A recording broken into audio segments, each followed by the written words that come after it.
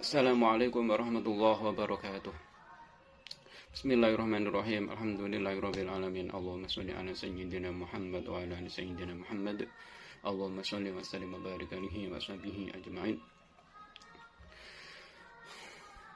Gimana kabarnya anak-anak? Sehat semuanya? Alhamdulillah. Semoga kita selalu diberikan kesehatan oleh Allah. Kita selalu diberikan rahmat oleh Allah sehingga bisa melaksanakan perintah-perintah Allah dan bisa meninggalkan larang-larangan Allah. Amin ya rabbal alamin. Baik anak-anak, sebelum kita mulai pelajaran, mari kita berdoa bersama-sama. Bismillahirrahmanirrahim. Allahumma aftah alaina futuhal arifin wa anshur alaina rahmatak wa dhakkirna ma nasina ya dal jalali wal ikram. Raditu billahi rabba wa bil islami dina wa bi muhammadin nabiyya wa rasula. Rabbi zidni ilma warzuqni fahma waj'alni minas shalihin. Amin ya rabbal alamin. Baik, sekarang kita mulai pelajaran hari ini, yaitu menganalisis surat Al-Mu'minun ayat 12 sampai ayat 14 yang berisi informasi tentang fase-fase penciptaan manusia. Capaian pembelajaran pada pembelajaran kali ini yaitu yang pertama, peserta didik mampu membaca surat Al-Mu'minun ayat 12 sampai ayat 14 dengan baik sesuai dengan tajwid. Yang kedua, peserta didik mampu menghafal surat Al-Mu'minun ayat 12 sampai 14 dengan benar.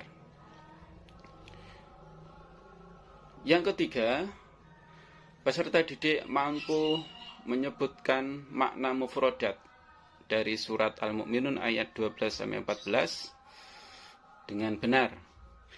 Dan yang terakhir adalah peserta didik mampu menjelaskan isi kandungan dari surat Al-Mu'minun ayat 12 sampai ayat ke-14 dengan benar.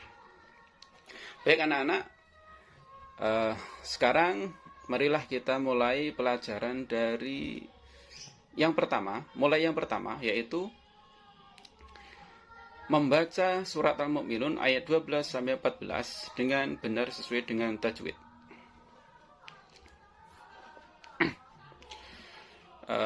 Anak-anak, silakan nanti ditirukan. Saya membaca dulu, nanti silakan ditirukan sesuai dengan bacaan saya.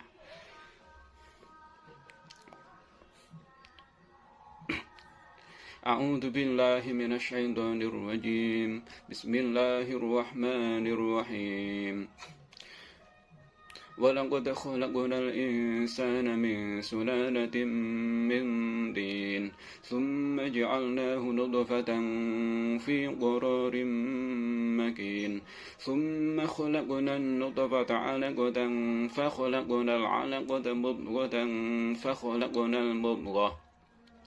فخلقنا المضغة عظاما فكسونا العظام لحما ثم أنشأناه خلقا آخر فتبارك الله أحسن الخالقين صدق الله العظيم. Demikian tadi cara membaca surat Al-Mu'minun ayat 12 sampai ayat ke-14 sesuai dengan tajwid yang benar. Baik anak-anak, sekarang kita lanjutkan ke capaian pembelajarannya kedua, yaitu peserta didik mampu menghafal surat Al-Mu'minun ayat 12 sampai 14 dengan benar. Sekarang begini, sekarang dicoba kalian membaca tanpa melihat buku atau melihat mushaf. Mari kita mulai membaca dengan tanpa melihat buku atau melihat mushaf. بسم الله الرحمن الرحيم ولقد خلقنا الإنسان من سلالة من طين ثم جعلناه نطفة في قرار مكين ثم خلقنا النطفة علقة فخلقنا العلقة مضغة فخلقنا المضغة عظاما فكسونا العظام لحما ثم أنشأناه خلقا آخر فتبارك الله أحسن الخالقين صدق الله العظيم. Baik anak-anak, demikian tadi cara menghafal surat Al-Mu'minun ayat 12 sampai ayat 14, dan saya berikan arahan pada kalian semua, kalau mau menghafal silakan nanti diulang. Ketika kalian mau menghafal, kalian mengulang lagi nanti di rumah. Cari tempat yang sepi, cari waktu-waktu yang sepi, karena menghafal itu harus fokus sehingga benar-benar nanti bisa lebih mudah dalam menghafal ayat-ayat Al-Quran.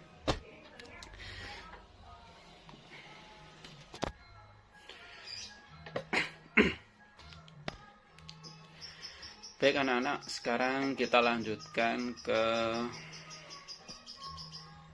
capaian pembelajaran yang selanjutnya, yaitu peserta didik mampu menyebutkan makna mufradat yang ada di surat surat Al-Mu'minun ayat 12 sampai ayat 14. Di tabel itu ada lafadz, ada terjemahan, nanti kalian juga bisa baca sendiri. Sekarang kita mulai dari lafadz walaqad yang artinya dan sungguh, khalaqna kami telah menciptakan al-insana manusia min sulalatin dari saripati, min tinin dari tanah. Tsumma kemudian ja'alnahu kami menjadikannya nutfatan air mani fi qararin makinin dalam tempat yang kokoh atau rahim.